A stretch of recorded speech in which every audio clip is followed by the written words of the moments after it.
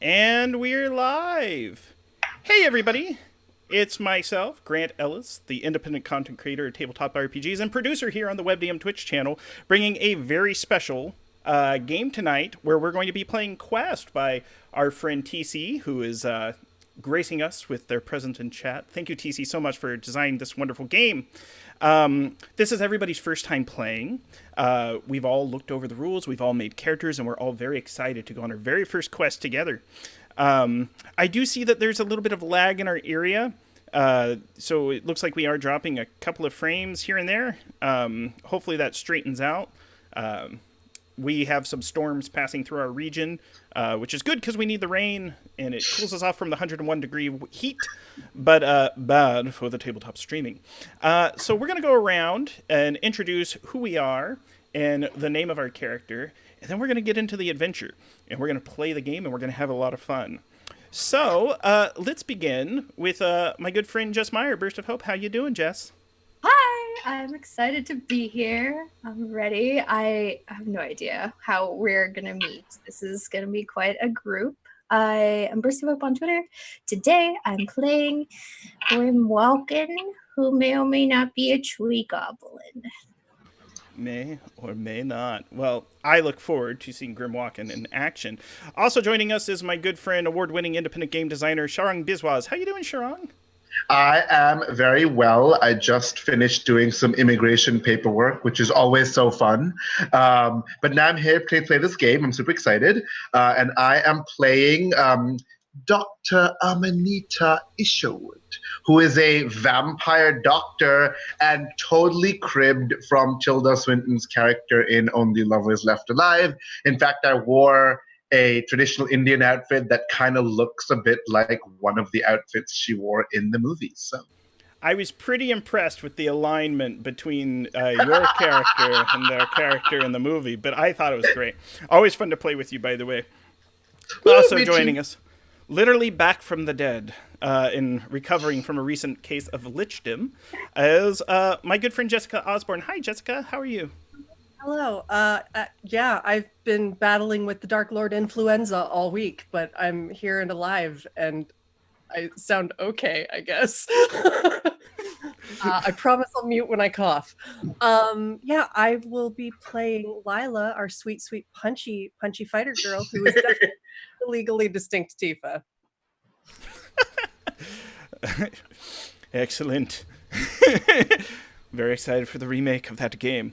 Also joining us is my good friend. You might know him from Tuesday nights here on WebDM. But joining us for this special one shot of Quest is the great Trey Murphy. How you doing, Trey?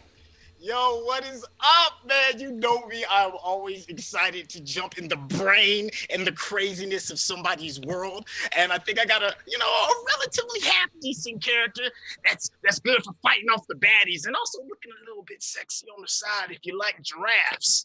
Yeah, so my character's name is Sweep, a magician that kind of looks like one of those Kaminoan scientists that was on Star Wars or Jack from the Nightmare Before Christmas.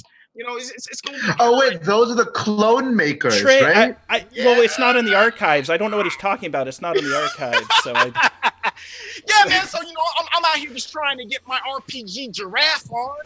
You know, making things kind of happen. Let's get this thing rolling. Well, let's get this thing rolling. And as we mentioned before, my name's Grant Ellis. I will be the guide on this adventure.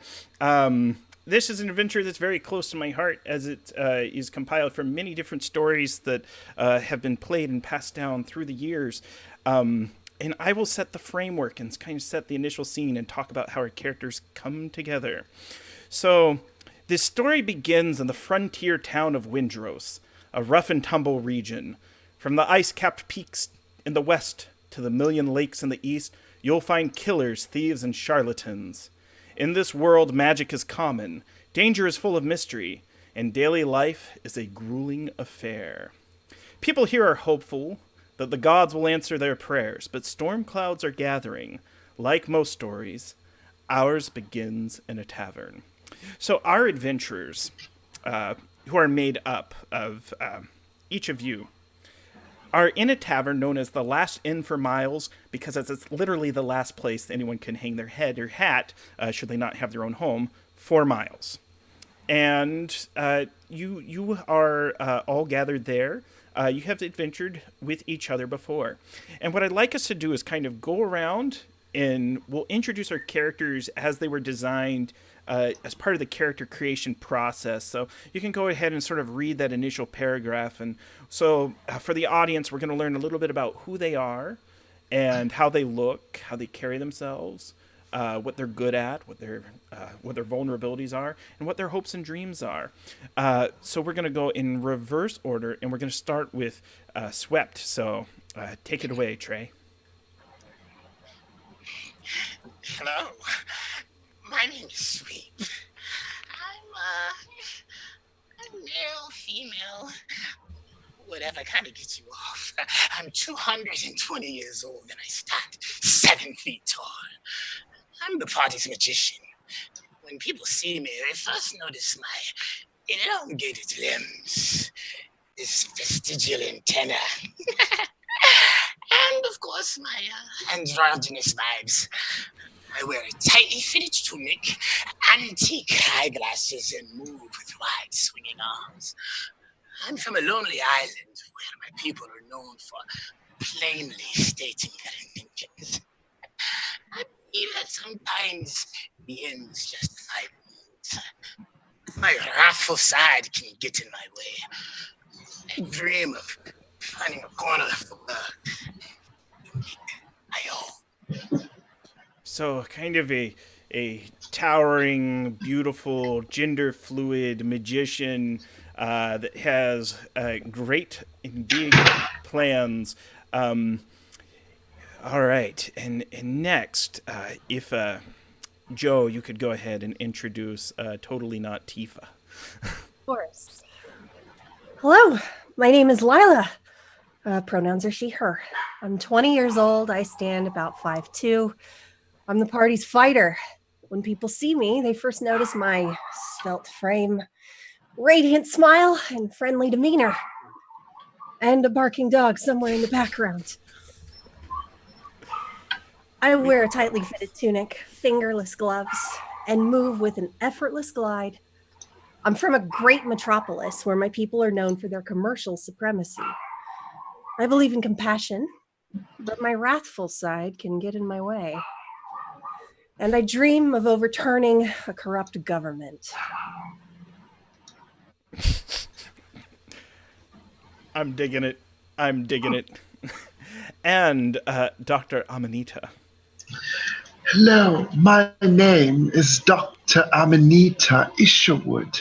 I am 300 years old and stand 6 feet and 5 inches tall.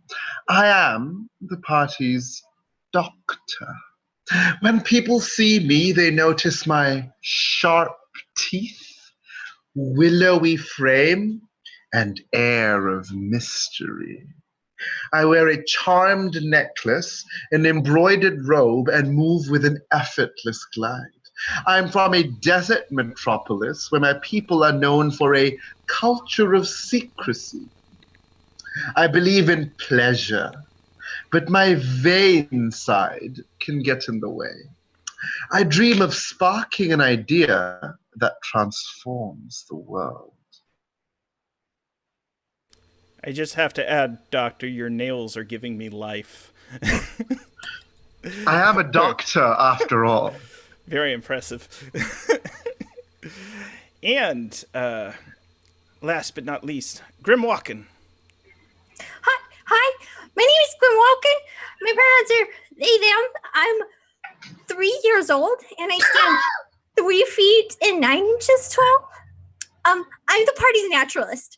When people see me, they first notice my vestigial tail, my pointy teeth, and my bursting energy.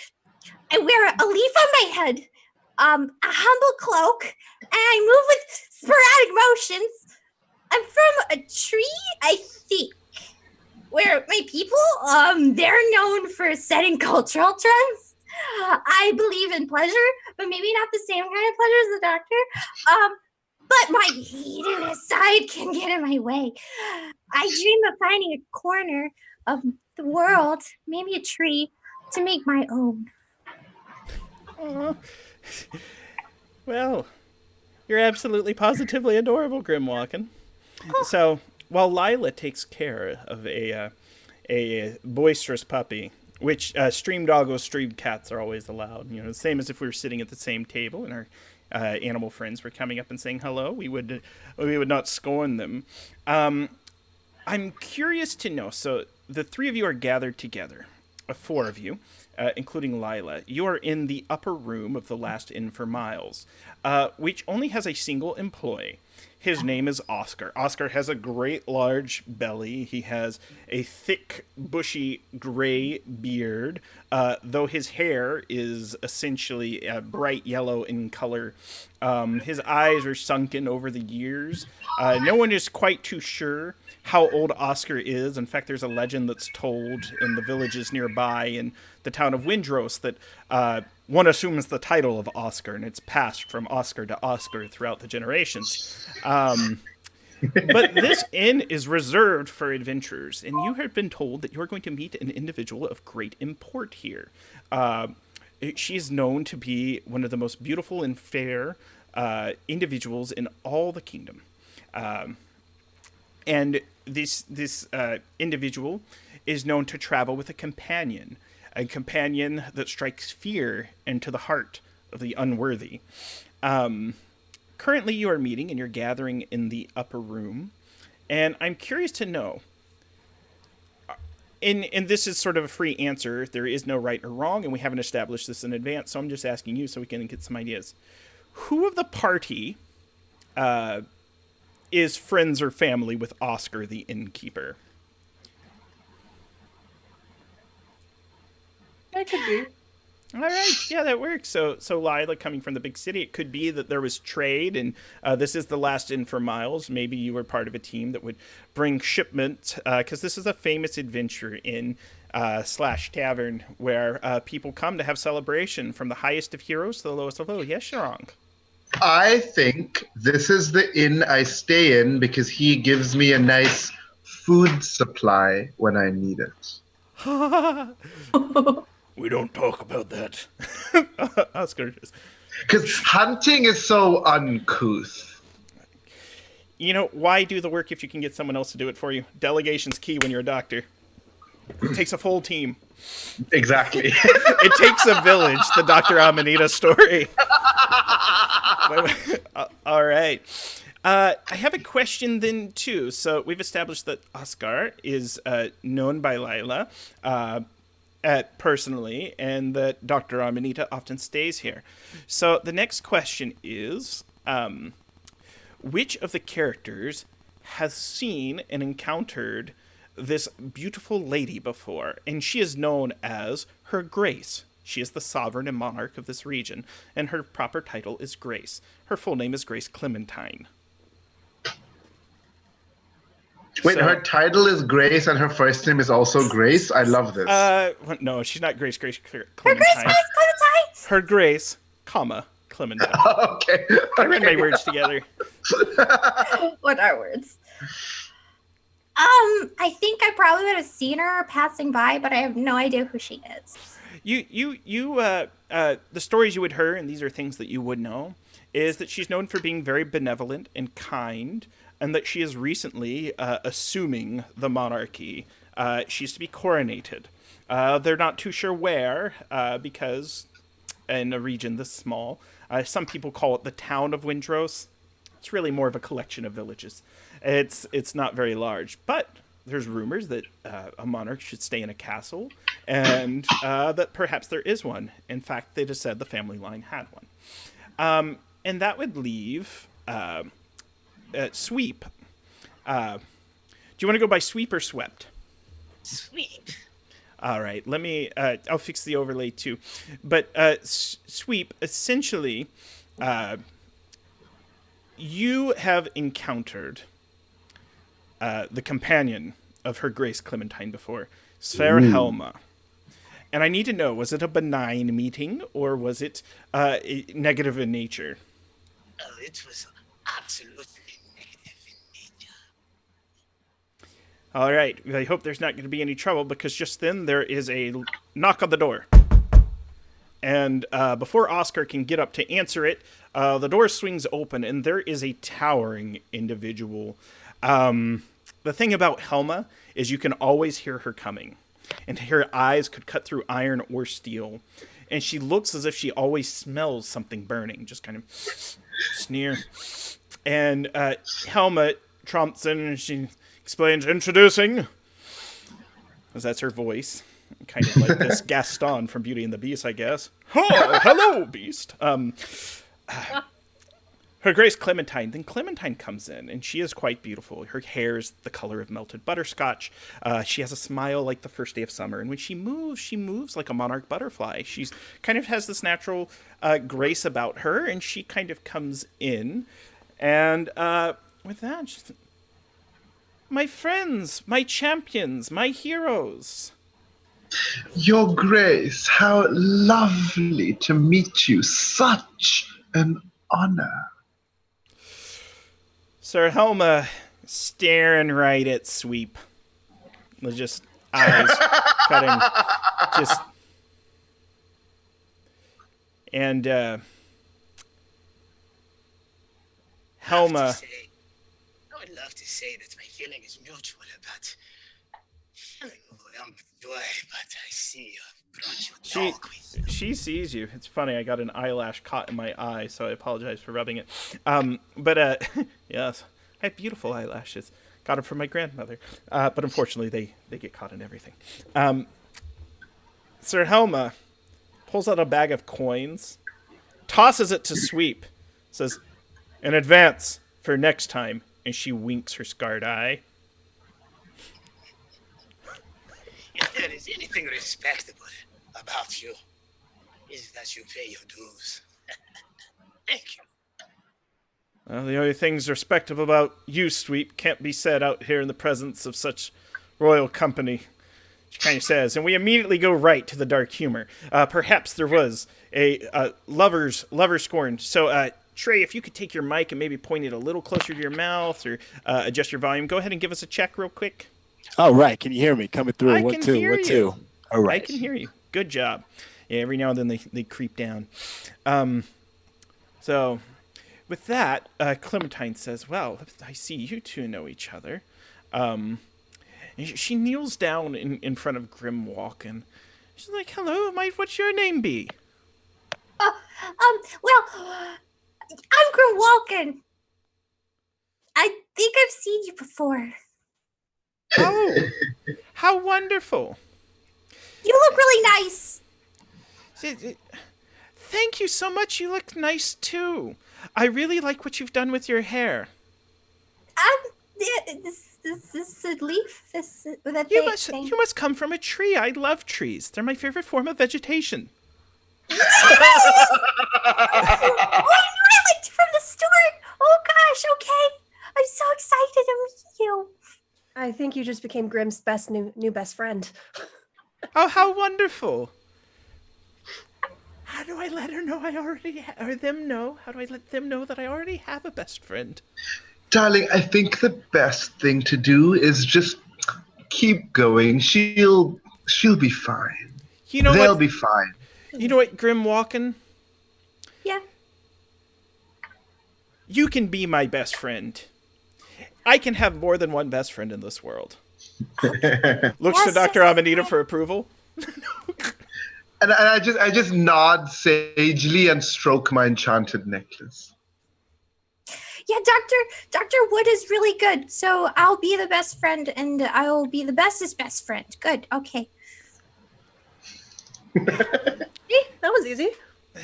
There, we have it. Shall we meet upstairs? And Sarah Helma leads the way, kind of, pardon me, doctor, and she literally picks you up and moves you out to the side, if you'll let her. And I give her like a that is so uncouth look. It's all right. She hands you a vial of blood. I had it drawn this morning. And I'm mollified, so I uncork it. I daintily sniff it, I look at the color in the light, I swirl it and blow bubbles in it.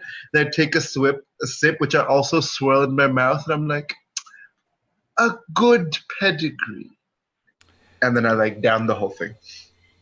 Yeah, I got it off some jerk on the road, and it's not her own. She made sure her sword had plenty to drink that day, and she tromps her ways up the stairs, and you can always hear Sarah Helma coming.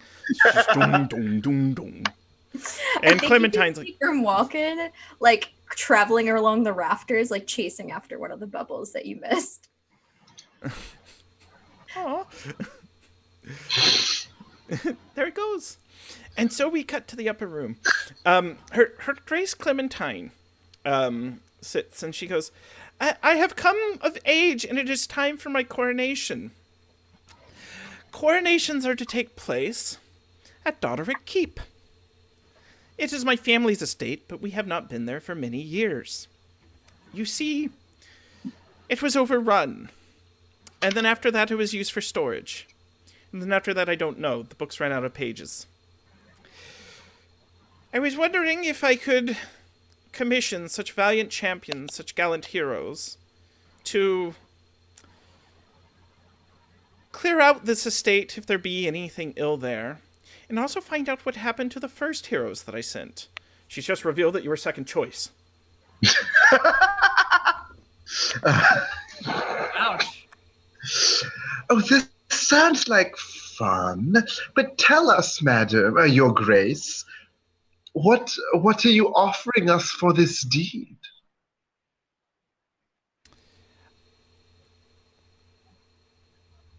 Well,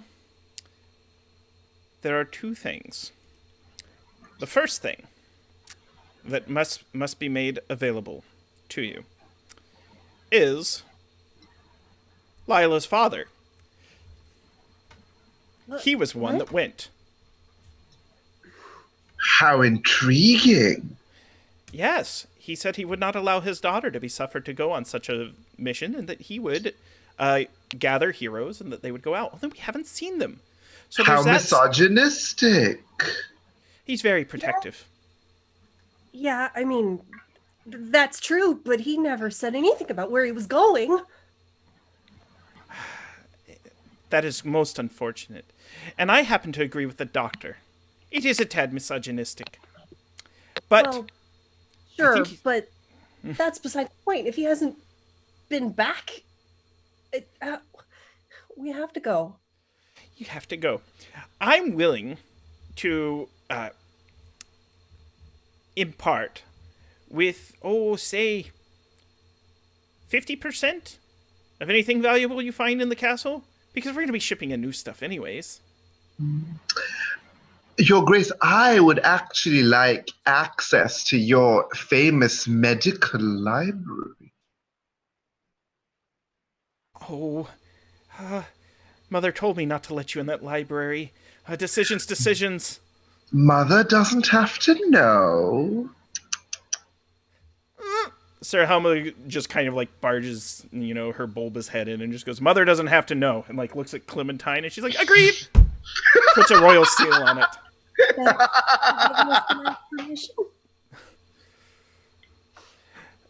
Grim Walken. Yes?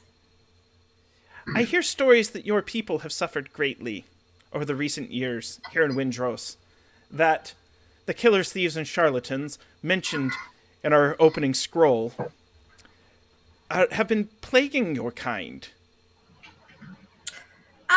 That's what I've been told, but I don't actually remember them. I don't know. If trees are dying, that's where I'm going. But if people have been chopping down trees, that's what I'm chasing after, because I think that's my family. Well, we are going to protect those trees. We're going to issue a royal decree that those trees are sacred. They are your family, and they come under our protection. And to chop down one of those trees will be the same crime as murder. Murder! Wait, are you just bribing me? You didn't even say which kind of trees you were going to protect. Your family! I'll have you Right. identify the leaves. The red ones. Okay. They're quite peculiar. Yes. Yes, you will protect my trees. Good. I will help. Sweep, Sweep! Sorry. what desirest thou?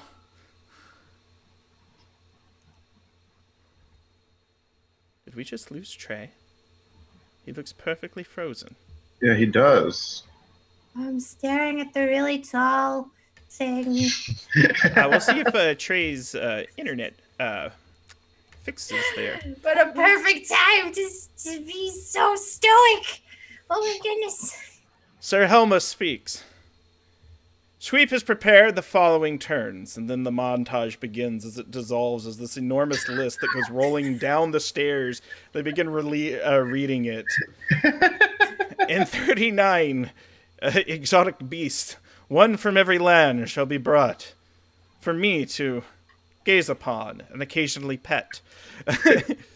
A pillow, a fresh pillow for every night of the year. The montage is more jewelry of every kind. That was the shiniest goals. All right, so our cameras are out of sync. Hopefully, Trey pops back, and yes, we do have lots. So I'm going to put up our loading screen for just.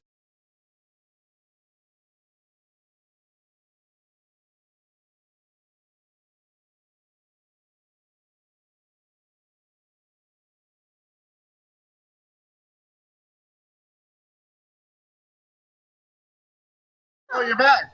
Yeah, I don't know what happened. So he's a little out of order. You did. You lost audio there for a second. We were adjusting cameras in the case that our good friend Trey could not be restored. But simply all that happened is he and Joe are in alternate positions, so we're going to get them placed. These things happen when the internet misbehaves. So can you hear us? I can hear you. Yeah, can you hear us? Can you all hear me? Yep. Yeah, can you hear Okay. us? Yes. My apologies. New internet connection for a new place I just moved in, so I do apologize, everybody. Understood. New place, new space, not a new face. Alas. So, let me click this to get you guys in the right position. So, what we were doing is we were improvising the 1,001 fascinating terms that Sweep would require in order to go on this expedition. And I think we had passed through, 47 exotic animals for her to gaze upon and occasionally pet, a fresh pillow for every night of the year, jewelry of all kinds, and we were going on. What are some other things that Sweep would require? Well, I'm quite fond of the jewels and petting things that frolic, but I'm more concerned with things of a mystic nature. Is there any type of opportunity that could perhaps make me a bit more powerful? We shall grant you an estate. And I will give you a choice. You can take the estate of Fairbrook or the estate of Pigton. Now you're talking. An estate. Yes, that meets my pedigree. Ooh, pedigree. We'll allow you to tour both estates and determine which one you would like to keep, but I'll point this. Pigton, great swine there. Prize winning. Fairbrook, the food's pretty good. It's more variety, more travelers. We shall let you decide. Food or pigs are no matter to me. I prefer something with tall ceilings. Can't imagine why. I wonder why. All right. And Lila high fives Grimwalkin. I would go for the pigs myself. With that, Sir Helma marches over to the window, opens the blinds, and there is the head of a large feathered dragon sitting just outside the window. Oh! And Clementine says, all right, so Helma will provide you with the map.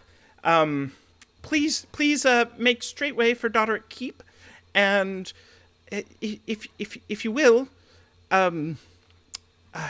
make sure that it is suitable for a coronation. Wait, when did you send out the first people? About a The week test ago. people? About a week ago. Hmm. They never came How do you- back. Takes 3 days to get there, 3 days to get back. Fascinating. Lila's father said that we are to go and fetch her should he not return on the 7th day. Thanks, Dad.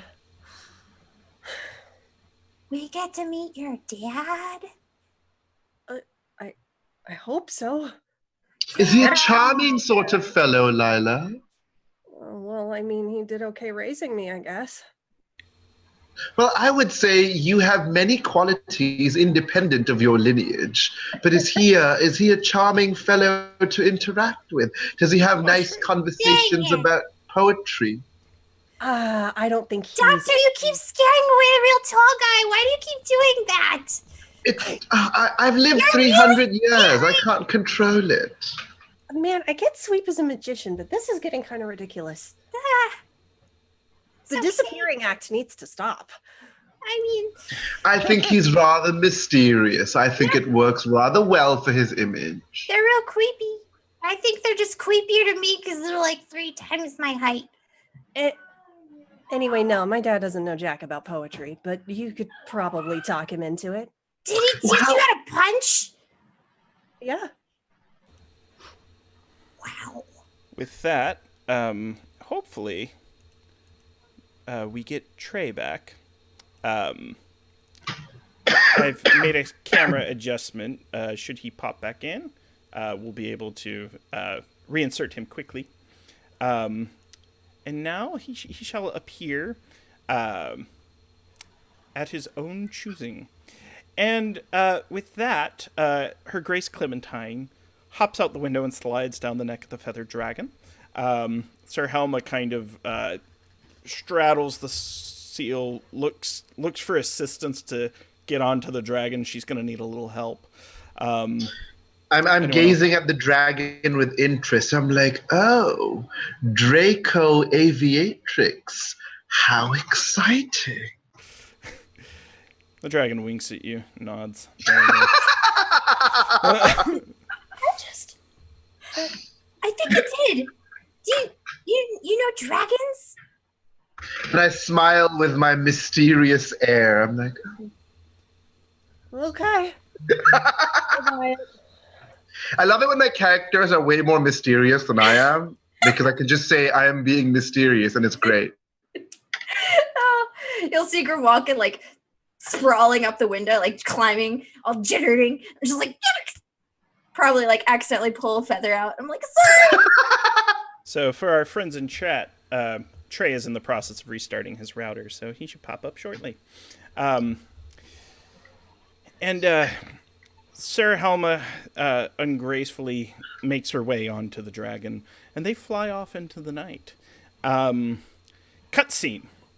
So it is an arduous trip over the course of 3 days from the last inn for Miles to get to the castle.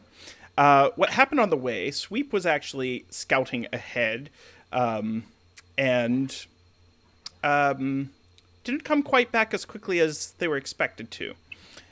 As the party ventured forward, you came across a bridge. What sort of fantasy creature typically guards bridges?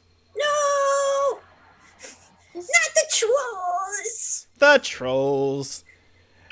And sitting in front of the bridge is a large, green-skinned, floppy-haired, snaggle-toothed, has 7 nostrils in its nose, holding a bone club, has a fancy little tent, and what looks like the world's worst tip jar. It's kind of filled with bones. There's some valuables sticking out. And Sweep most likely found a way across and did not find a way back just yet.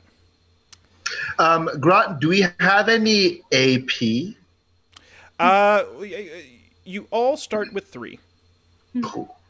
At least. And how do we gain more? I forget. Well, you all gain 2 for the role playing in the first scene, so I apologize for not rewarding that. So playing out and playing our characters and kind of leaning into it for the first time, so you should all have a total of 5. So there's a couple different ways: beating bosses, beating minions, outsmarting people, solving puzzles. I will probably reward periodically throughout the night, so you can do all the cool stuff your character does. Perfect. Thank you.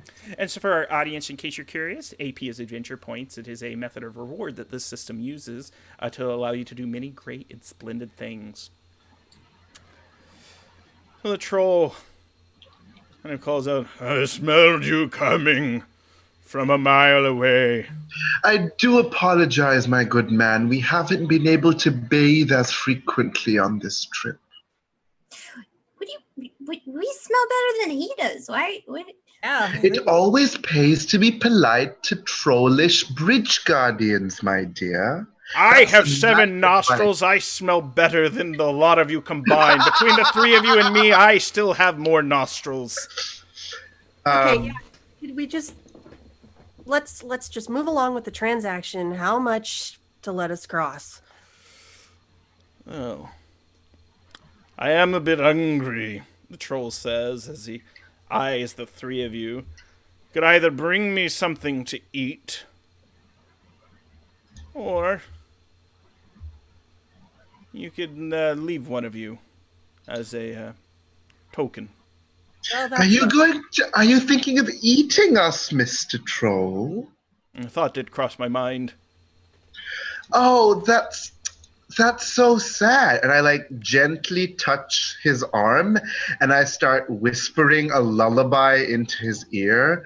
I start saying, "The troll who eats last won't be very fast. He won't have much of a past and will look like a night ghost."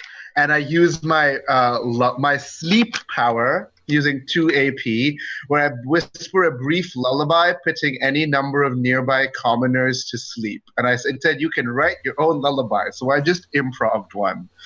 Yes, so I appreciate that. And this is a common troll. And the troll kind of, the eyes, lids begin to grow heavy. The 7 nostrils flare at different intervals. You can see, it's trolls breathing very heavily. And then it starts kind of humming along with you. And it just kind of stumbles forward, just almost, blocking the way, but not anyone could step over it or walk around it, and just kind of sprawls in the most uncouth fashion, just kind of rolls there in the troll. I turn to the others and I'm like, "Trollicus grotescae, a very somnolent species." Nice job, Doc. Did you She'll just give her a clap on the shoulder. And I Maybe start a little too hard. Yeah, I'm like, "Oh, okay." Sorry. I feel like I need to be taking notes every time I'm around you. Wait, did you just sing it to sleep? Oh, yes, of course, my dear. Certain species of troll have a harmonic frequency that they're particularly attuned to that puts their brain in a relaxed state of consciousness. Okay, wow, listening to that lecture is putting my brain in the That's important biology. I can take notes. Yes. This is why I want access to the Royal Library to learn more of these. You hear coming from the troll's tent. Uh-oh. Come on. We should just run across the bridge now. Skitter. I mean, if it sounded like someone was maybe in the tent. Oh, I thought that was a wailing monster thing. No, so it's calling for you. Yeah, Lila will go and dart into the tent. All right, you dart into the tent, and there you see an individual. They're short and stout. Their eyes are almost looking in separate directions, like a frog's eyes. Yeah, and they do have a very amphibious face. They are gagged, and but you can tell that they bear an emblem of the crown. They are a knight of some sort. She'll go and pull the gag off. Hey, are you okay? Yeah. When you make like a frog noise? Hey, when you say frog noise, it kind of looks at you with disdain. Then it Toady? no frog. So the individual, begins to weep at the word frog, and then he's having a hard time articulating the issue, so he kind of takes one of his ugly fingers, because this frog does not have pleasant fingers. They're not beautiful like the doctor's. And he just kind of draws in the mud, and he draws a smiley face, and then he draws a smiley face, but it's like a frowny face, but it's like a frowny frog face. And then he's just like, points at the first one, and then like does a big frown and points at the second one, and like he's obviously conveying that he was turned into a frog. You don't want to be a frog. Okay. Oh, I thought you were a new fascinating species. My apologies, my good madam, person. So you were turned into a frog not by the troll. Okay. Frogicus, frogicus, as Dr. Amanito would say. I pick up. How big is he? Oh, he's large, so he's about as big as Lila is. In fact, that's the next thing he goes. He goes, Lila. Ooh. Points. So What's your name, Lila? I gently grab him and I'm like, may I? And I like daintily kiss him. It's actually a nice, soft kiss. Like, there's some like natural attraction between the two of you, but unfortunately, that does not break the spell. And I'm like, it was worth a try. Wait, how do you know my name? Go ahead and roll a 20-sided die for me. So this system, just so the audience knows, uses a D20. It's fate-based, so we're going to determine whether or not Lila can figure out what this frog is trying to communicate, because frogs are actually the worst at charades out of all the amphibious creatures. So, because I'm me, that was a 3. Yay! Okay, so the frog begins to kind of become agitated, and it just takes too long for you to figure out that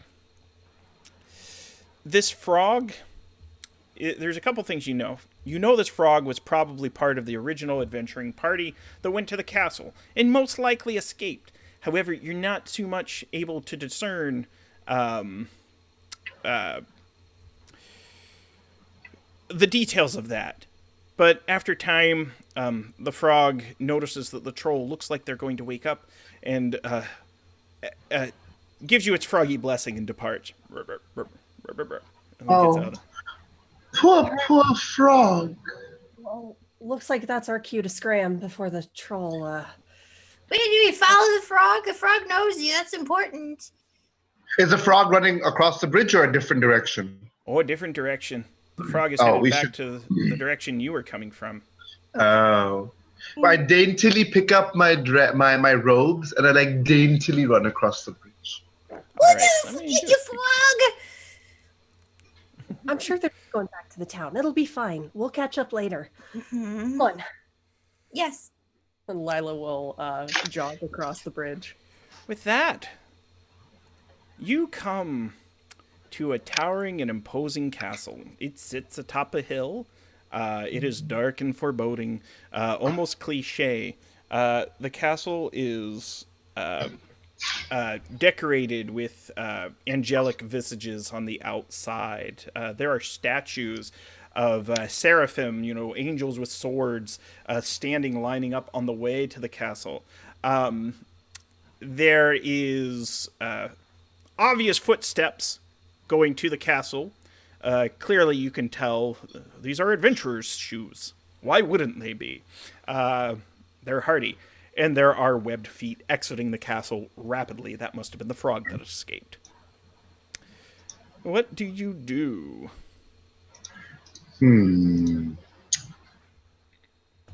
Trey's back. Oh, so shiny and new. And with that, Sweep appears in the middle of nowhere. Oh, his scouting one must have gone well. Quite well. So I'm going to make some quick adjustments. Once again, my apologies to everyone. This was very unexpected. No worries. I'm having storms and lags in my area as well. We're rolling with the punches. It's the same as if, when you're playing a game and a family member calls on the phone, if grandma calls, you got to answer if grandma calls. So this, unfortunately, is a technical problem that was beyond our control. With that said, it's good to have you back. So to bring you up to speed, the party... they had sent you ahead to scout, only you didn't come back. When they marched forward, they found a troll guarding a bridge. Sweep used their magic to teleport across the bridge and evade the troll. After defeating the troll through a lullaby, they found a frog knight who was tied in the troll's tent. The frog knight obviously was a member of the first adventuring party and hopped its way home because it was difficult to understand and very confusing. So, with that, you have come to the gates of a castle, and it has all these angelic and celestial visages on the outside, and carvings, and there's statues of angels with swords in front of it. Despite this, it does have a dark and menacing presence. My question is, what do you do, and how do you approach? I approach some of the carvings and I start looking at it like, fascinating, and like gently caressing it, and like, what wonderful architectural form. As you touch, you hear within your mind what sounds like church bells as you touch each one. Yeah, and then as you start to touch them more, you start to hear not just church bells, but organ music. Very peaceful, very melodic. However, it's haunting. Friends, come. Touch the statuary. You'll hear the most sublime and haunting music. And I start swaying. I think I'm good, actually. We should go inside and figure out what's up. Yeah, the door's not locked at all. There were other adventurers that broke that puzzle. And so, the door is open, and it is a tall, majestic hall. The ceiling must be 30 feet tall. There are stairs going up on either side and up onto a higher level where it looks as though there are rooms. And if you look down here, there is a doorway on the left and a doorway on the right. The doorway on the and two large double doors in the very center of the room if you look forward. So there's a left, a middle, and a right. On the right side, if you listen closely, it sounds like music, and the only way I could describe it is the sailor's hornpipe theme. You can faintly hear that coming from the door on the right. The door on the left is as silent as a tomb. And how exciting. Yes, and straightway down this majestic hallway, it sounds as if there's a presentation on international tax law going on. It's just kind of like...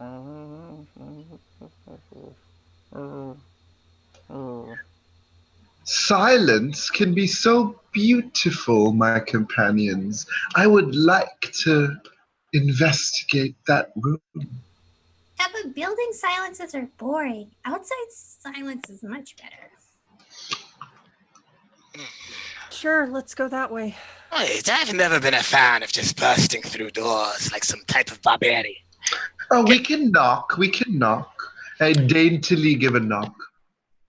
Sweep is gonna cast a spell for Ooh. for their familiar. Sure. Yeah, and it's going to be a crow. Ooh, I like that. What do you want to name the crow? And if you need help with a name, I can name it. Yeah. Just to speed up the process, you can go ahead and name it. Aloysius the crow. Aloysius the crow. Is it a baby crow or a full-grown crow? It is a baby crow. Oh, that's so cool. Yeah, and it kind of spits out, and this familiar actually speaks, and it's like, I'm not a baby, I'm just small for my age. You're really cute. Aloysius, it has been some time since I've seen you. I think your services might be needed. Wait, your cervix might be needed? Services! Oh. Please, get your mind on the task at hand. I'm a doctor. Right. So, door, that way, or that way, or that way. Which one? I say we go to the right. Let's find what the music is doing. All right. So does the party consent? Do you all want to go to the right? Yeah, the best way to describe this as you get there, it kind of sounds like the sailor's hornpipe song, and then as you bust open the door, there's a group of what must be 12 goblins dancing around a drum with a big goblin wearing a headdress on top, and they're singing forward, backward, inward, outward, come, enjoy the chase. Nothing could be drier than a jolly caucus race. It's right out of Alice in Wonderland, and like these goblins are like dancing around, and they're having a party, and then they stop, and they turn and they look at you. What do you do? What are you doing here? Why The is goblin, dancing? the goblin on the drum's like, you just stopped the caucus race! And like, as they stop, a colossal tidal wave starts coming down the tower stairs. For these goblins were warding whatever was above. Bye. That's not good. So I'm going to need all of you to roll a Oh. 20-sided die to view the colossal waves that are coming through. Oh. Hey, 15. An 11. 11's I good. was hiding behind my friends and got two. Oh, A 2. I'll protect you. I seem to have rolled a delightful 19. A 19 is great. So those of you that rolled above don't have to worry too much about what goes on. So there's varying degrees of success. So let's go down. So it sounds like our good friend, the goblin, Grimwalkin, is going to be in a tough spot. 11, that was just quite good. And so there's going to be a setback. So, Grimwalkin, what is your most prized possession that you own? No! Not my leaf. Well, your leaf is now being worn as a beautiful tutu on a goblin that's a little bigger than than yourself. How could he? They What are flush you down. doing? The goblins kind of get... More there. Yeah, so the water rushes through, and those of you that dodge, you can describe how you jump out of the way. So, I imagine that, the 19, you like matrix float in the air as the waves pass under, doon, doon, doon, doon, doon, like bullet time photography But around like you. very daintily and very like flowily, like. Yes. This is some late 90s VFX CGI work that's going on. It's like Crouching Tiger, Hidden Dragon, Oh. Yeah. Wires, Pulling on a though. string, wires, yeah. Love that movie, too. And then on the 11, I imagine Sweep sidesteps the water, gets into the hallway, and it rushes out. Lila, expertly jumps to the top of the drum where the one goblin was. It got washed off and stands on the drum just above the water so it doesn't touch her at all. And most of the goblins have washed away. Except 3 of them, and one is wearing Grimwalkin's hat as a tutu. What do you do? I'm going to jump him and steal it back. Oh no. Go ahead and make a roll on this. Because I think this is definitely a roll. Yeah. If you have any abilities. Give us back that! I'm like sputtering, crying. I think I could use overpower for that. Yeah, if you want. You have some Sure, AP. I'll spend an AP and use overpower. I think because they're not more than twice my size, right? They're like half. They're my littler than you, yeah. size. I feel like a bully now. Yeah, and I'm going to play that aspect up when you roll a 1. Yeah, I think she's gonna like jump down off the drum and just kind of grab him up and like tear it off. Yeah, as you come off the drum, it's just like round 1, fight, and like you're gonna pull it. So go ahead. Yeah, so go ahead and roll the. 18. That's Oh, great. You snatch the leaves right off that goblin and get it back to the rightful owner, and this goblin kind of looks sad, like it's almost gonna cry, but it realizes that it stole, and stealing's wrong. Yeah, don't take things that don't belong to you. There, Grim. The river gave it to me. No. It chose me. No. There are so many other leaves. This isn't even your native leaf. Go find your own damn leaf. I like pet the goblin. Now, this is an important lesson. I hope you learn from it. And I give him a kiss on the forehead. Keep your hands and your lips to yourself, you servant of the night. And I turn Goblin around like, says, my.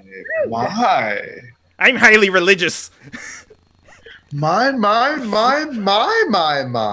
Saving myself for marriage. My. What's this goblin going on about, Doctor? What do you mean, servant of the night? I believe he's referring to my vampiric condition in a rather archaic manner. There's another one like you that lives in this castle. Oh yeah. Oh. They don't live, though. How are they living if they're a vampire? You're It's dumb. unlife. Very much You're prefers to right. call himself the unliving. You actually might be, you're a good height for him. I haven't met another one of my kind in a long time. Maybe we can discuss poetry. And he suggests you do. Yeah. I think the goblin's trying to ship you. We'll see. We're excellent I'm matchmakers. I'm a woman of particular taste. That's So the is he, water. apparently. What do you mean a ship? Can you tell us anything else going on in this tower? Yeah, so there's a wizard that if we don't sing all day, that there's a he likes to flood this tower to torment and punish us. So we've been singing for like 3 days with no rest, and he finally flooded us out. Thanks. Oh. And there's this tower's a mess. There was a group kind of like you that came earlier. They're locked in the kitchen. Wizard locked them in. The kitchen. Where is the kitchen, my good goblin? You can get there through the dining room. Where is the dining room, my good goblin? You exit this door, and then you take a right, go through the double doors. You are so helpful. And I kiss his forehead again. This time, the goblin, it seems like it's accepting of the kiss. You're not so bad yourself. I give him that look. Yeah, and while you're giving him that look, this goblin's giving Grim Walken a look. Don't you dare sneer at me. You may be a good goblin, but I'm the best goblin. You stop that right now. All Yeah. right, are you guys done flirting? We've got a job to do here. There is a dining room there and a kitchen where apparently your father might be, Lila. Great, I'm headed that way. Y'all coming? She starts I'm already walking. gone. Okay. Grim, wait! Yeah, sweep I don't Swallowing get right very- behind. So, I got the teeniest legs. I'm not going very far. so, in the dining room, it is ornate. The table has a phenomenal spread. I'm so excited. With the This is- candlestick. And I know Sharong's done a lot of games about food and has been practicing cooking recently. And this is all the best dishes. You know, this is there's an entire like sushi boat because you know vampires obviously are very proficient at making sushi. Oh yeah. So Dr. Amanita cannot actually eat any food, but she loves the pomp and circumstance and fanciness of large meals. Very yes, decorative. and you look, there are 6 skinny little skeletons that are like picking up spoons of soup that they stick in their mouths and it just rolls down, and there's a very disappointed vampire sitting at the head of the table motioning and watching these skeletons totally fail at eating. Like every now and then, you know, they just pick it up and they're and it just falls out of them. And the vampire kind of looks, he has a yellowish the other vampire's in this room. The vampire is most definitely in this room hosting a dinner. Nice! And his looks different than you. conversation sounds very similar to a presentation on international tax law. So it's just kind of like, inevitably or irrevocably, in the year 1708, they changed the tariffs. It sounds like Ben Stein. And I go up to him and I'm like, good day, sir. It's lovely to make your acquaintance. Are you capable of entertaining me more than these boneheads? And the skeletons just look sad. If they could frown. They look so disappointed. I appreciate your play on words, sir. Oh. Entertainment is great. We can be real entertaining. Don't be jerks. Introduce yourselves. And then the vampire kind of throws his voice. I'm Olaf. I'm Alexander. I'm Frode. I'm Matthias. I'm Hakan. I'm Kevin. These are my friends. I'm growing weary of this infernal. We are looking for something with a bit more meat on its bones. Have you by chance happened to see a frog pass by? I don't think it is quite ready for dining. I have seen a frog. He was the worst dinner guest I ever had. He didn't stay more than, and you look, he has like a time trial chart where he's logged how long guests have stayed. You notice you all are currently in first place. Most people don't hang around this vampire, whose name, by the way, is Count Lemondew, very long. And so Count Lemondew, the frog stayed for a whole 3 seconds, and he was the past champion. And he goes, he struggled with a wizard and ran out of here. His companions didn't make it so much. In fact, I got kicked out of this room while the wizard threw them behind that door. And there is a door with a large carrot engraved on it. If I may be so bold, Count, what is your relationship with this wizard? We're not on speaking terms. Oh, and why would that be? He wrote an epistle that he sent to every noble lord, slamming my cooking. Well, what if we politely get the wizard to leave this tower? Would you be interested in staying as the tower chef for a grand coronation banquet? My good doctor, it's the part I was born to play. And I offer my hand for him to kiss.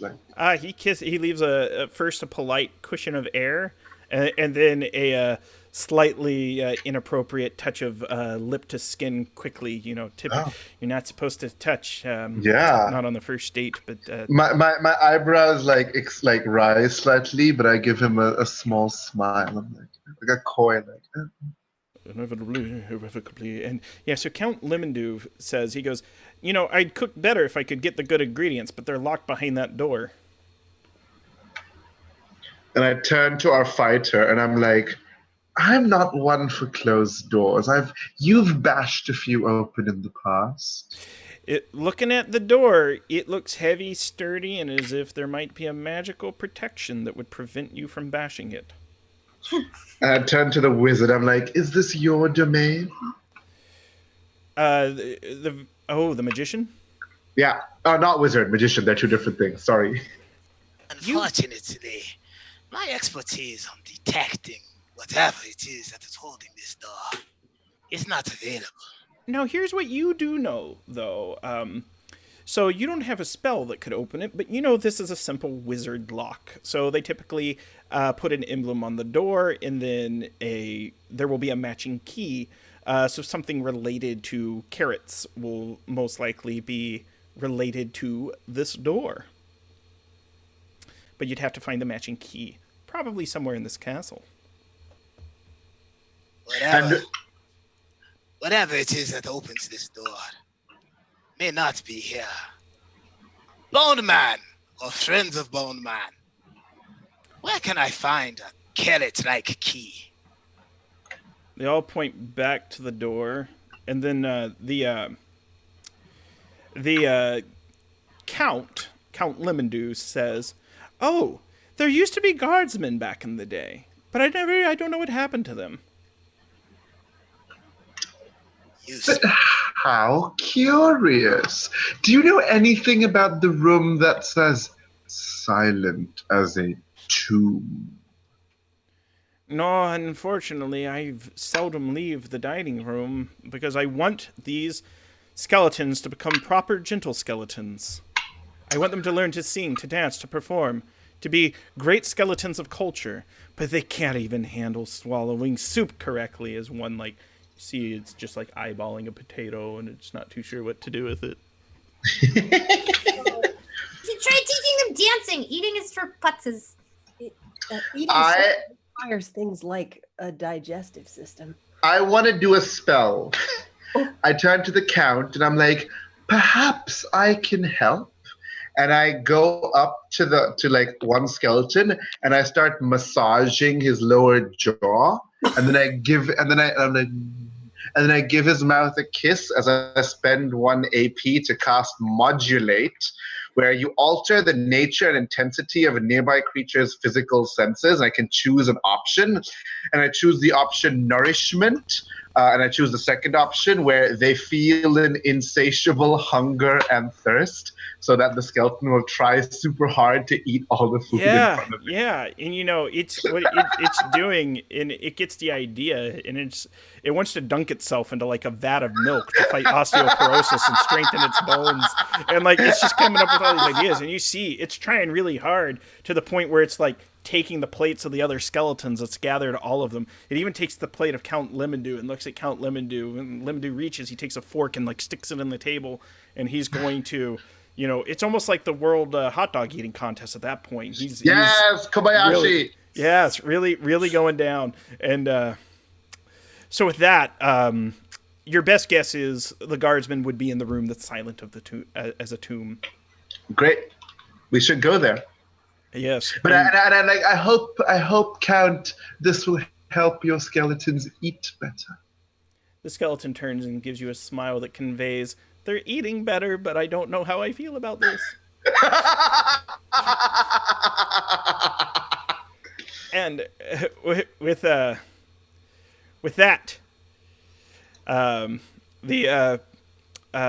you are free to investigate the room with the locked door. So, you open it. Yeah. There are 3 bodies on the ground. One has a set of keys. As you come into the room, I would like, who's leading the way? Aloysius the Crow. Yeah, yes. Aloysius is leading the way. So I will allow you to roll for Aloysius. Go ahead and roll me a 20-sided die and let me know what you get. Grant, did we by any chance get any AP? Everybody gets 2 AP for hanging out in that room. 10, yes. So it's going to be... Okay, so I'm going to give you a choice. Does the venomous snake bite and eat Aloysius? Or does it bite Grimwalken? Actually, I would say this. Yourself, unless Grimwalken consents. Someone else can take the blow if they'd like. I'm petting him. Oh, touch a burb. So one of you can choose. So it'll either bite the crow, and you can decide that, or any of you can take the hit. So that's your tough choice. Well, if you're not gonna volunteer, then Birdie Man has got to get stung. So he kind of goes in, and he's like, Mom said I'm going to hit a growth spurt soon, any day now, and he kind of flutters in and just, just Oh fangs at his back. And you see there's like 7 venomous snakes. So you're going to have to figure out how you're going to get past this. So there's these snakes that are kind of trolling about on the ground, or snaking their way about on the ground. Then there's these 3 bodies. One has a set of keys dangling on it, and you see a carrot key, a rabbit key, and a wolf key. Oh, carrot, rabbit, wolf. Carrot, rabbit, wolf. Take them all. Yeah, sweet. I could Go ahead. literally just charge on through. I could charge Snacks, what's next? and do damage to the snakes as I charge. Wait, Sweep Yeah, sees that you're about to jump, and then say, hold on, my face. Allow me an opportunity to do something that uses our heads just a bit. All right, go for it. Yeah, so Sweep pauses itself, cracks its neck, and casts clap. Puts her hands out. Puts her hands together, and this clap creates a thunderous wave of force in the direction that I'm facing. Ooh. The wave hits up to 3 nearby creatures for 2 HP. If affected creatures are the size of a horse or smaller, they are also knocked to the ground. Ooh. Yeah. So these snakes are, they're like de-skinned and devenomed, devenomed. They're venom snacks, and just kind of they split, and their little snake bones crumble to the ground as you clap, and those 3 snakes are no more. Ooh. Sweep is gonna look over to Lila. Sometimes it is much better to think before you swing. Yeah. Go ahead and take an AP for. Go ahead and take an AP for solving those snake riddles. So. All of us, or just the wizard? Just the wizard that time. Perfect. Snacks were like snacks. That was so really cool. So. But where's Aloysius? I turned to the snake. Aloysius. and I'm done for. His little eyes getting dark. He's on the ground. He's like, Aww. Sweep. I tried my best. I'll let you down, but you'll just summon me tomorrow. I'll live again. I stroke it. I look at the snake. I'm like, Ophiophagus Hannah. How curious to find you in a tower full of undead. No, you can't. I can't take those notes right now. I'm in distress. Oh my God, Aloysius. What kind of crow is Aloysius? How do we save him? You're a doctor. Aren't you? Save him.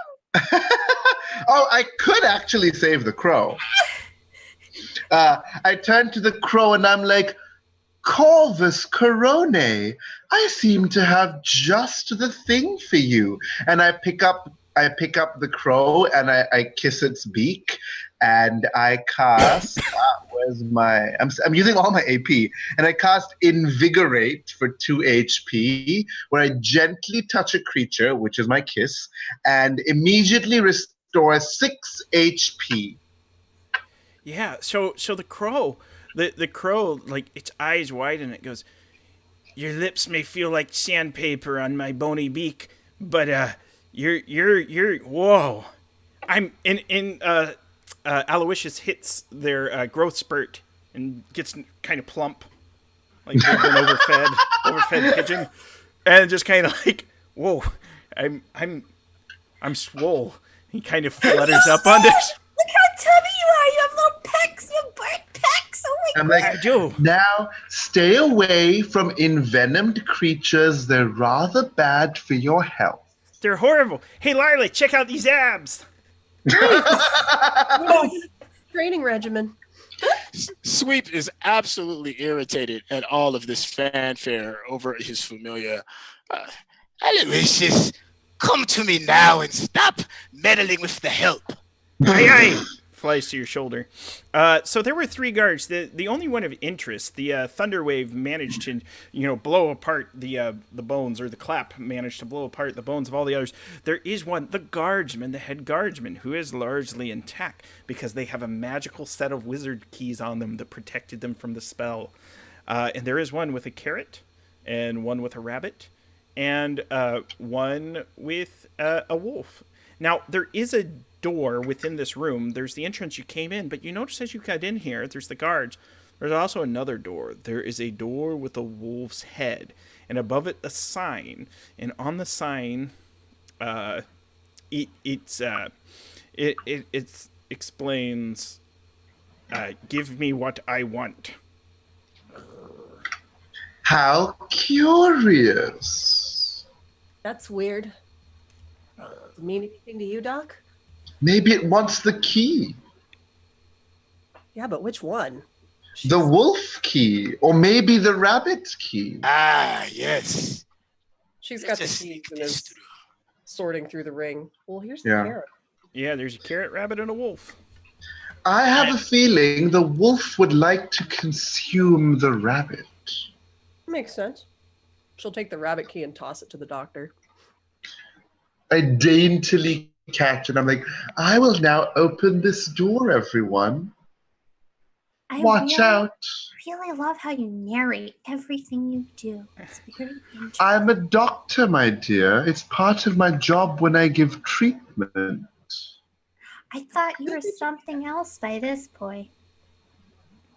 And I smile mysteriously again.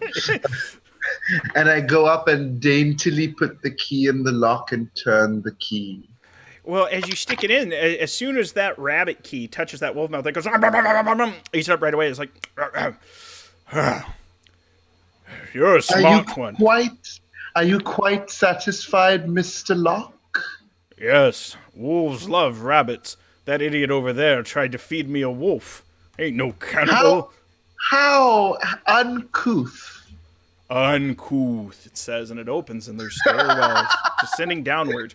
Now, you're welcome to descend down the stairs if you'd like to go down the stairs, or you are able to continue to explore on this floor. So we could go down, or we could find our companions because we have the key to the carrot room. But there's a door going down. Let's just go down then. Yeah. Sure. We're already here. We've got the key. All right. Yeah, if we need to go back, we have our key, so yeah.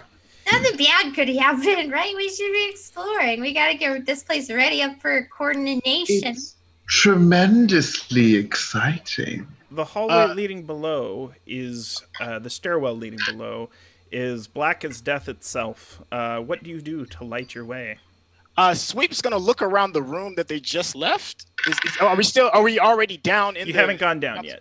Okay, yeah. Sweep is gonna look around the room. Is if this is like a medieval kind of place? Do they have candles or torches on the wall? Like, how is this room being lit? Okay, so the room that you're in, it has a large window and is lit by the light of the setting sun. There is like a candelabra on the table that has candles, but they have not been lit for many years since the guard has been dead for a long time. And there's also unlit torches on the wall, sconces, things of that nature. There is there are no torches on the stairwell going down. All right. Sweep is gonna grab as many torches as he can. He can hold in one hand, and he's going to use ignite. Ooh.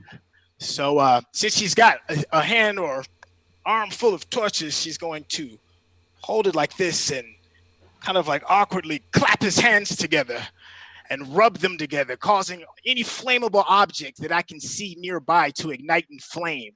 Yeah, you ignite 3 torches. Just they're lit now. Beautiful. Is it a red flame or is it a different color flame? How would you like it to look? When it comes to Sweep, he has to do a little bit of style. He's been hanging around the doctor for so long. a nice, subtle, blue but bright flame shall be licking the edges of the torches. My dear magician, these are delightful. Yours is blue? That's so cool.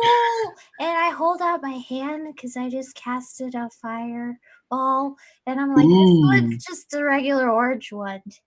My dear goblin, it's a very pleasing spherical shape. Yes. See, I think really hard on it and it doesn't even spitter. It's just a circle because it can't burn trees.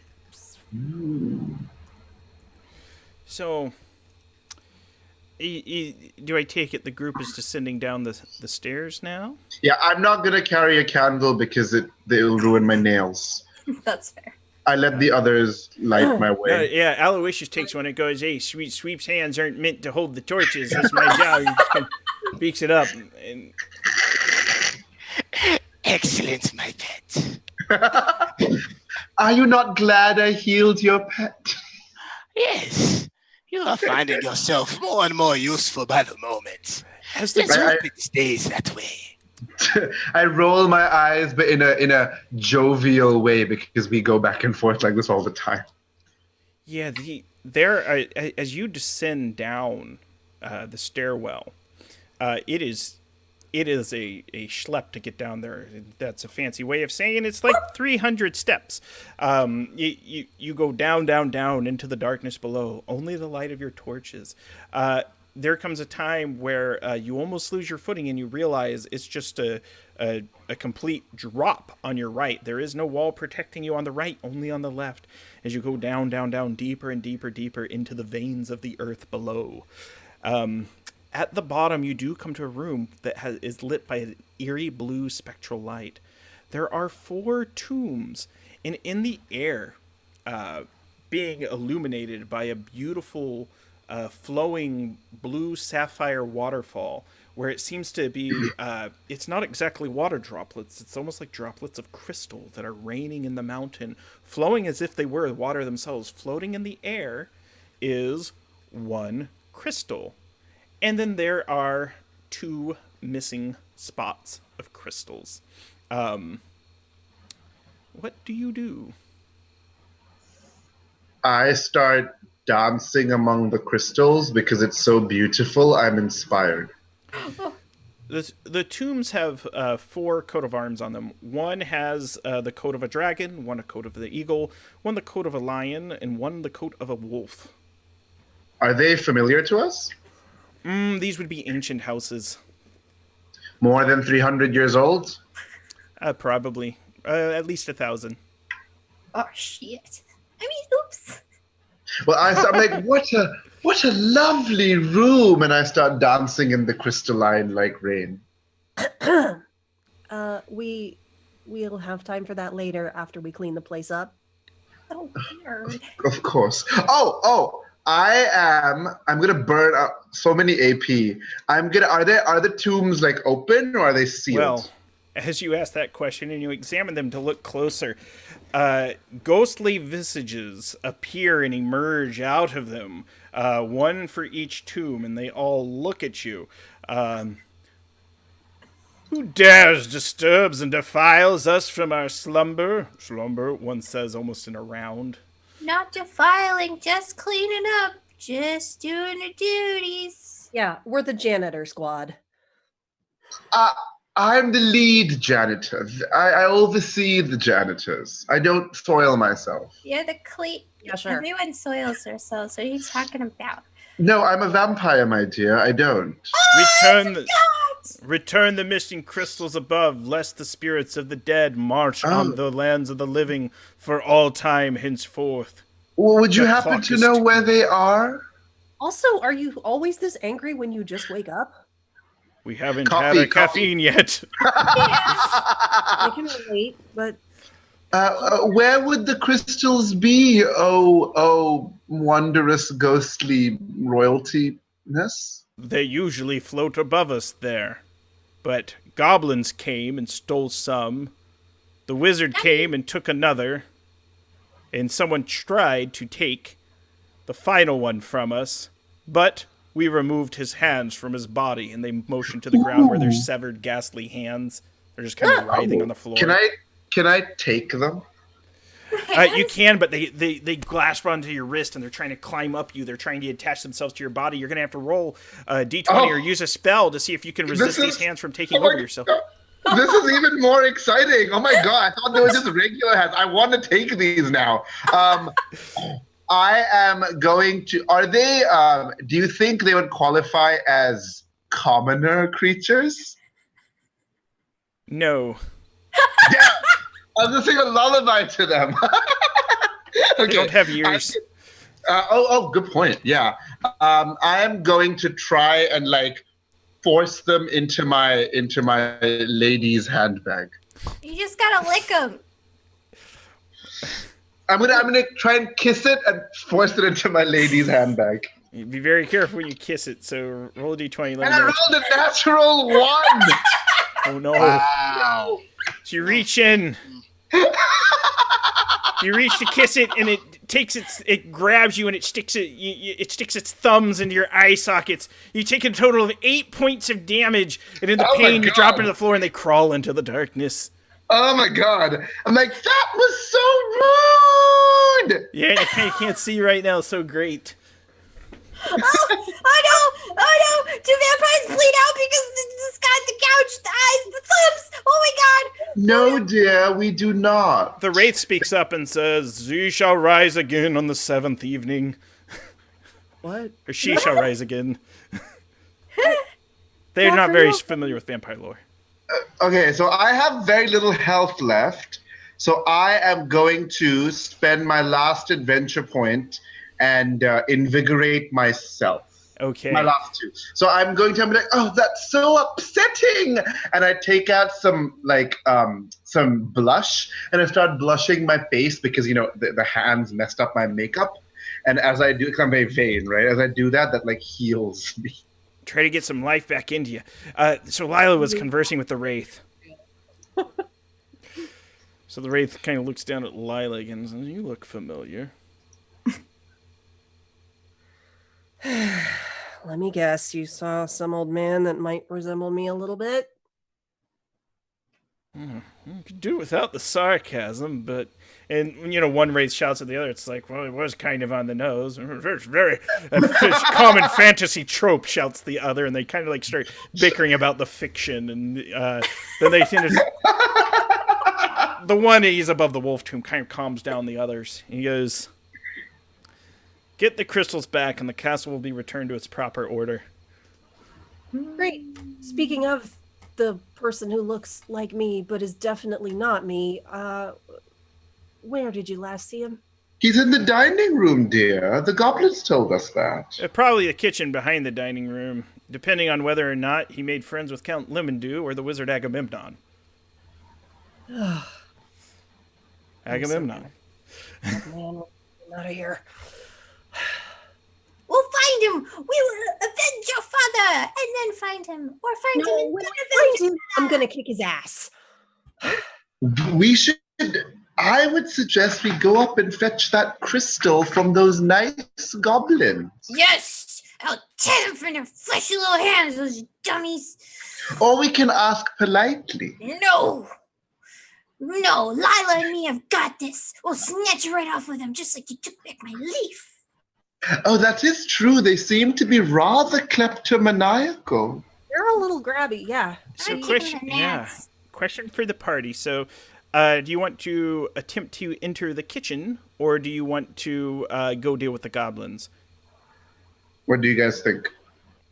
Probably solve their crystal problem.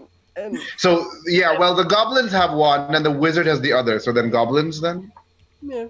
That makes sense. The last thing we need is Before they run rumbles in the castle. You go up, and there's familiar music. You can hear the goblins all singing, "Oh, a sailor's life is a life for me. How I love to sail o'er the bounding sea. And I never, never, ever do a thing about the weather, for the weather never, ever does a thing for me." And, the goblins are chanting their sea shanties. Sea shanty again. Yeah, but you notice they're still marching around the center goblin. Lo and behold, the center goblin, who appears to be their lord, has a crystal dangling around his neck. It's, we're talking Mr. T jewelry on steroids. This is like up to the nines, over 9,000. Oh God. Extra What? AF. Lila will storm right into the room and stand in the doorway. All right. Hello again. We're here to see one of you about a crystal. Oh We no! dropped- They stop, and just like the last time, so you know it's coming now, and there is water coming down the stairs. Now describe how you're going to use this distraction of these goblins that are about to get flooded out to get hold of that crystal. Grimalkin, grab it. Grimwalkin. Yes! Snap! And cold! Ah! And I use cold snap to engulf someone in freezing winds. And I Ooh. go and grab the crystal on my wind snow. You do that. So the center goblin, the one wearing the thing, as the water flushes through, you all know to step to the side. All the other goblins get flushed away, except the heavy one that was turned to ice from the cold snap when the water hit it. And even though salt water lowers freezing temperature, has It's very metagaming for you. cold. It's Yes, very it's just- cold. I'm yeah, just- zero cold. So you have an ice-cased goblin, and if you want, you can chisel out the crystal and leave him in ice, or you can just carry him around like a statue. He's little. I'm gonna ride him. Oh, we can sled him down the stairs. We Gondola can sit on him around. and then sled down the stairs on his frozen body. Give me my sled. Hilarious. Yeah, Lila will give it a nudge with her foot to help it down. Yes! So you have managed to collect one of the crystals, and with that, that I love would how leave. we're doing mini quests. I love mini quests. You're delving a dungeon, and this is some old school gaming right here. Yep, I love it. It reminds me of like cool RPG computer games. Like randomly in the dungeon, someone's like, "Do this mini quest for me." You're like, "Sure." Yep. Yeah. So so you come to the door with the carrot, or rather, if you enter the dining room, we all agree you're going there. Is there anywhere else you wanted to go in the castle? Not yet. I want to plot hammer you into there, so to speak. Okay, so Clamor. you go in. Limondou's on like the fifth act of Cyrano de Bergerac, just reciting it to the skeletons. And there's one. The rest of the skeletons look like they're starving, but they can't. They're just skeletons. As there's one, you notice he's grown in size. He's like a size and a half larger than he originally was. Yay! I'm sort of like, oh my dear, what a marvelous bone structure you have. And he looks over, gives a thumbs up and a toothy grin. It's the best he can. He did modulate his job, but Yeah, I and did. that. So, I assume are you putting the carrot key or the wolf key in the door? Carrot key. Well, that's the one that works. It opens it right away. And on the ground is a bunch of human-sized clothing and a bunch of wee little frogs that are hopping around. Oh. Oh, how interesting. It seems that everyone was turned into a common frog. They're common frogs, yes. Well, A rana temporaria, to be precise. They all nod in agreement. There's one that hops up to Lila. It looks very familiar. You know how when King Trident was turned into a little seaweed thing and he looks so pathetic? Imagine that, but it's a frog and it's looking up at you. It's your dad. what? She's just gonna pick it up. He pees I on you. can see the resemblance. Sorry, he's a frog. That's what they do. You got nervous. He's so ashamed. We're gonna have words when we fix this and get home. So, these the frogs. You've dealt with frogs and you've heard frogs. Is there any way that you think you might be able to translate or interpret them? You've had some experience working with the frogs. Our naturalist might have some magic to do that. Well, while everybody else is worried about the frogs, Sweep is going to go through the clothes that are laying on the ground to see if there's any treasure. There most definitely is. The frogs look as they can't do it. So you find the hilt of a sword, and as you take it, almost instinctively, it lights up with a flaming blade. And the flaming blade is sort of a dark ebon fire. It's just like, and it feels right in your hands when you take that thing. And it feels amazingly hardcore to swing it. It's just like this is the weapon of a hero, which the frogs kind of watch you take. Something else that you find is a book of spells that are written in an ancient language that not even you have read. You can try to discern some of it if you want, but that would require the roll of a die if you'd like to roll. Yes. As Sweep is looking at the Hilton and looking at the book, it just casually, nonchalantly tosses the hilt of the blade over to our fighter. I have no use for such old and obsolete weapons. And then he's going to try and decipher the book. All right, so you're going to roll a 20-sided die for me. All right, come on, baby. 14? 14's enough. So this is very clearly a wizard book. And you're able to decipher the name. It belongs to one Agamemnon. It must have been stolen at some point.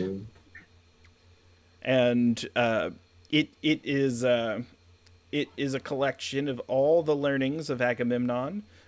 There's a lot of botany and alchemy throughout it. Yes, and there's chemistry, and there is a lot going on. And Grimwalken, yes, the Froggos are looking for someone to talk to them. Oh my! Well, there's a lot of you guys. I don't. Does anyone speak frog? No, nobody. Okay. And the little Grimwalken turn into a little frog. Yeah. And start bouncing around with them. Yeah, they're bouncing with you. It's a whole party. They loosen up. It's one of these things like, okay, you're going to do your warm-up exercises class. First thing we're going to do is play a game of leapfrog, and you do it. It's kind of cliche. And then it's like, all right, everybody count the lily pads. 1, 2, 3, 4, 5. All right, now we're all friends. What's going on? And they're like, please turn us to humans again. And they're like crying. They're like, we met a wizard and we stole his book and we hid it from him. And he said, if you don't hand me my book back, I'm going to turn you all to frogs. And then her father said, no one knows that kind of magic. And then he turned us to frogs. Well, based off what Lila said, father's an idiot, so that makes sense. But y'all really shouldn't have gone along with that plan. You stole a book from a wizard, and he warned you. It's not like he turned you out of nothing. Okay. So you can't turn out of a frog like me. That's fine. You'll just figure it out. Just don't let anyone step on you. Also, don't lick my friends, especially not the doctor. One's like in the process of like licking the doctor, and it kind of turns, looks back at you. I turn to that frog. I'm like, oh, how lovely! I pick it up and I lick it. I'm like, ooh, exactly how I remember a frog skin tastes like. Did you just lick my dad? Oh, was that the dad or was that another one? Yeah, it's the dad. And the dad's kind of like, well. Kind of into it. Haven't thought about dating since mom died. It's just one of those things. It's going through all these weird emotions. And Sharong flirts with yet another NPC. We need a counter. This is the third NPC? Yes. Oh, the lock. I totally flirted with the lock. Like, that was totally flirting. Oh yeah, the wolf lock, that counts. So we're up to 4. You're only allowed to flirt as you have fingers. So. Lila, you see a frog that you may have tracked, and it might be Grimwalken, and it's now leaping and leaping to your eye level. And I'm like, La, that one that got licked is your dad. And then they can't turn back. They're frogs because They stole a book from a wizard, and now we gotta give it back to the wizard. Could our magician perhaps use the book to turn them back? It Yeah, is there doesn't. a spell in there? Spells are beyond him. If he rolled a 20 on the roll, he would have been able to do that. He actually would have learned a new ability as well. But Ooh. yeah, they would have been able to do that. And then, unfortunately, Sweep did not roll high enough, but still rolled very well to know who it belongs to. Now, the frogs have told you Agamemnon's up the northwest Sir? tower.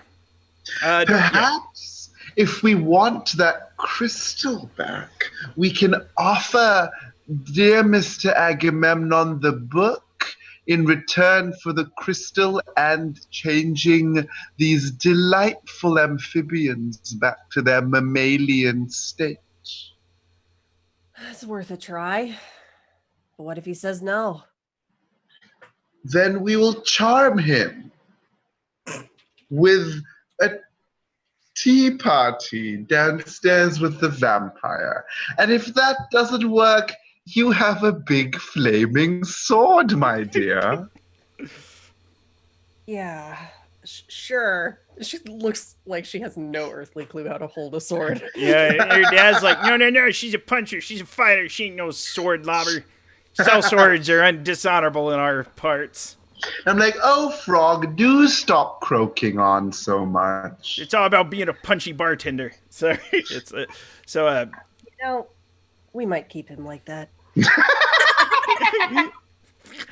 yeah. So the frog, and then peas again I with was that. gonna put them like in her pack. Oh, right, no, we should yes. take them. So Yeah. Oh, yeah, we can just take them with us, yeah. Everyone packs a frog with them, and the chooses two. Alois is like, no frogs truck with us. You'll have to carry two. No, you're able to turn back. In an hour. Oh no! Oh, really? It'll last an hour? I didn't read the fine print, guys. It's totally okay. You're all right. So yeah, Yes! the situation has become more dire as we play rules as written here on WebDM. I pick up Grim Walk and I'm like, you look so delightful, my dear. And I kiss you daintily on the head. Oh, okay. I'm not into it, but I'll accept it. Thanks. I have no idea what you're saying. You're so adorable. Do you want another kiss? Is that what you're saying? With that, fast forward. So there is a wizard's door, and this wizard's door, there is a.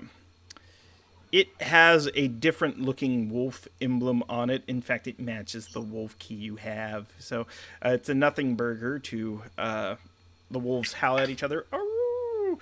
And there is a Fenris-headed, wolf-headed wizard in there with his wolfy grin, his wolfy eyes, and he has a majestic robe, looks like it's fit for a czar of some sort, or czarina, and stands very quizzically, and just like, what, more adventures?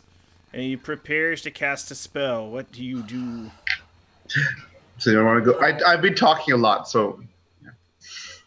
I could draw out my magic rope and lasso him. Yeah, so do that. So does it say anything special about it? Does it say you have to roll? I'm trying to find the magic rope. Also, did we get any AP by any chance? Everyone gets 3 for the last encounter. Sorry, I don't want to keep asking, but No, it's I good need to do. use It's them good to for my remind powers. you. Yeah, it's how you interact with the game. My apologies. I'm trying to find where the gear is.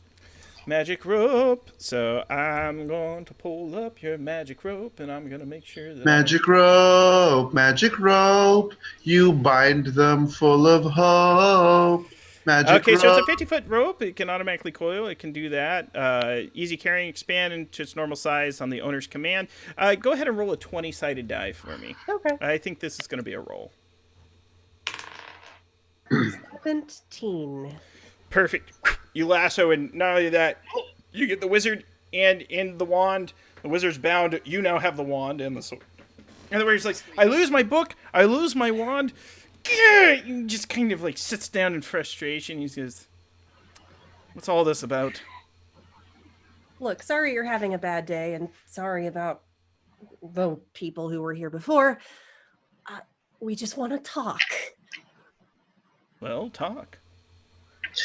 My Yeah? dear wizard, there seems to be an army of insatiable undead downstairs, and if we don't give them back a crystal that you seem to have taken, they're going to flood the earth, and that sounds rather uncouth. Wizard, he says with saying anything. He goes, I happen to be an Archmagix. Oh, Not anymore. Apologize for But I have not since- knowing your pedigree. I have since lost my wand and spellbook, and I'd very much like to get them back. But if you hand us that crystal and turn these delightful froggies back and let her grace have a coronation party in this tower, we'd be happy to return all your implements to you. Yeah, the wizard kind of looks. The music gets tense and dramatic. Everyone's eyes kind of go around each other like it's, a Western.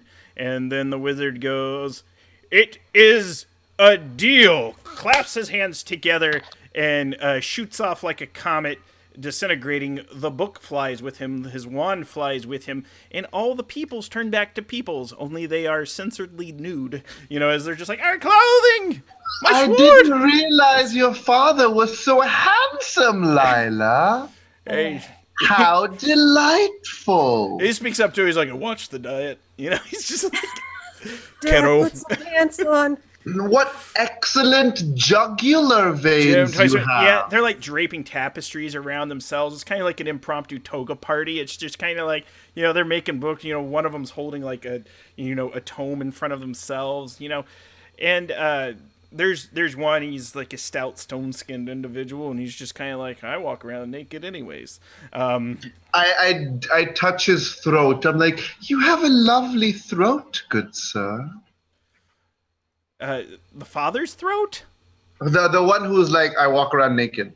Yeah, and he's like made out of rocks too, and he's just kind of like, yeah, I chiseled in God's own image, says with a thumbs up. What wonderful humor. And with that, you have rescued the party. The wizard has cleansed the castle, and in order to make the cleansing permanent, you can go down below back to the race. And give the... Yeah, so you have the crystals. They all, as you enter the room, float in their proper alignment. There is a golden aura that fills the room. The wraiths go into the waterfall and depart, and they explain, should those crystals ever be removed from their rightful position, they will return, and the land shall become cursed again, and the dead shall walk among the living. And I give him a funny look because I'm like, huh, really? And with that, I'm We all curious. look at the doctor. And the coronation is the coronation is a great affair. You are all distinguished guests and are invited to participate. I'm sure that they asked Sweep to say a few words. They asked the doctor to assist Lemon Dew to be the head chefs. There's a chance they're dating now. Grim Walken's trees are restored and protected, and the other goblins, since their leader was frozen solid and never thawed properly, is now the leader of the people. And Lila has earned a whole new respect in her father's eyes. Aww, less misogyny. And that is the end of our session. You all earn 5 adventure points. And an additional 2 for the excellent role-playing. So this has been our first foray into Quest RPG. This game is available at adventure.game. It's a very fluid system. If it seemed very light mechanically, that's because it is, but there is some crunch there. If you go through the books, it's just a lot of the guidance the game gives is that we don't talk about the crunch, we talk about the narrative, and I kind of handle the numbers and things behind the scenes. But let's give it up for our casting crew and go around and let everyone know who we are, where we can find each other online. Yeah, that's a nice clap around the world. So let's start with my main man, Trey. Trey, where can we find you online, and what are you up to these days?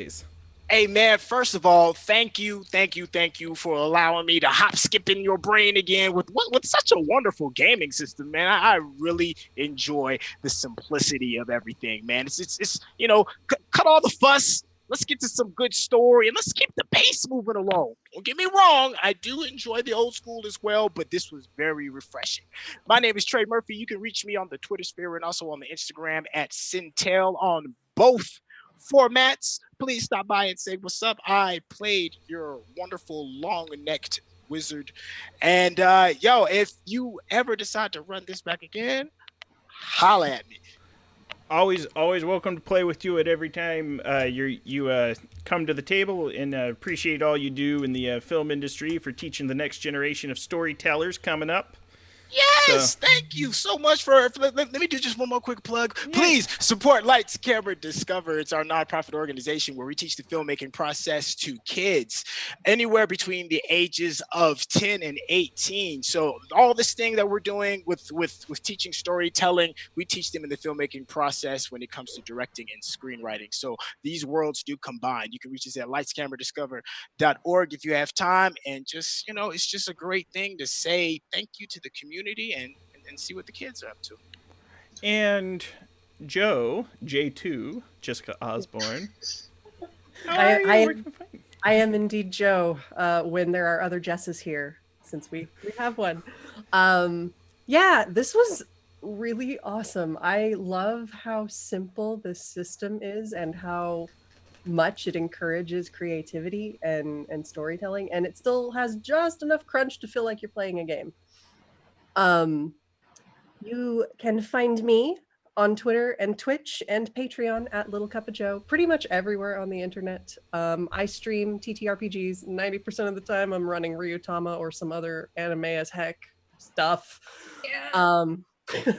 But you can also find me on some other RPG channels playing in games. But yeah, this was wonderful. Thank you for the opportunity. This was so fun. You were all so fun. This was a very good group. Well, it's always great to play with you, and I appreciate every opportunity I get to. And my good friend Jess Meyer, the Burst of Hope. Hi! Oh my god, this is so much fun. You're in for a good time when Grant's like, hey, you want to play one shot? I'm like, I don't care. Yeah, I do. Okay, I don't know what this is. Oh, this is great. Everyone's right. Just enough crunch, lots of fluff, can be super extra in a one shot. It was amazing. Everyone here is awesome. And if I wasn't playing a baby goblin, I would have been totally enthralled by Dr. Amanita. Tilda Swinton is bae. But yeah, you can find me on Twitter at Burst of Hope. I'm casually everywhere and anywhere being the greatest fangirl anyone could be, trying to play games with everyone. So hit me up. And last but not least, again, always good to play with you, Jess. Really like all you're doing for the community. Excited that you're going to be at Big Bad Con and other conventions throughout the summer. Hopefully we can sling dice in person.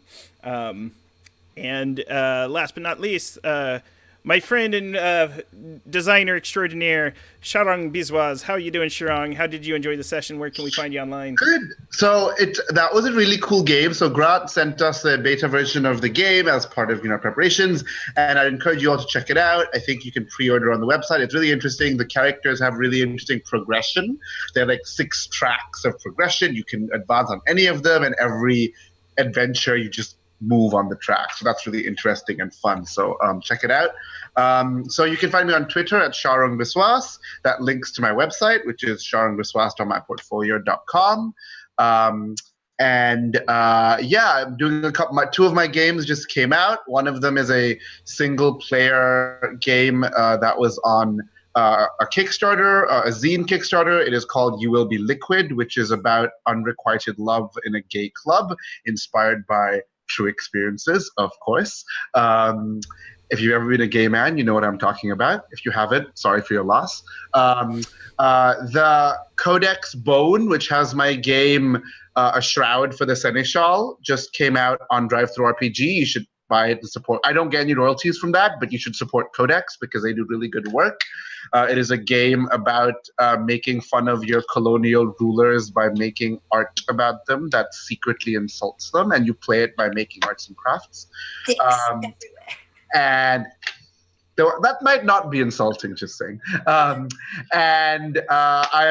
We're well in the process of working on Lucian. Khan and I are making an anthology of sex LARPs that is going to be published by Pelgrane Press, and it's funded by the Effing Foundation for Sex Positivity. It's coming out next year, so watch out for that. That should be exciting. We're in the curatorial process. We have some wonderful designers sending us really interesting games, dealing with all kinds of topics, from like reproductive justice to like disease to like S&M, and it's really exciting. So watch out for that. Well, great to play with you. Everyone in chat, make sure you give @ThrillMage a shout out. That's TC. TC designed this game. It's a great game. They had a successful Kickstarter. Make sure that you pre-order. So make sure you say thank you to TC for the game. And with I am Grant Ellis. I'm an independent content creator for tabletop role-playing games. I'm the producer of WebDM's Twitch channel. Things like the intro videos and the overlays are things that I put together through my background as an outsider artist. You can catch me on Thursdays on this channel. Really hope to play this game again. And everybody, make sure that you shout out to TC. And with that, we're going to give you the intro as the outro, because I designed it to be used as both. Thank you all, and have an excellent evening.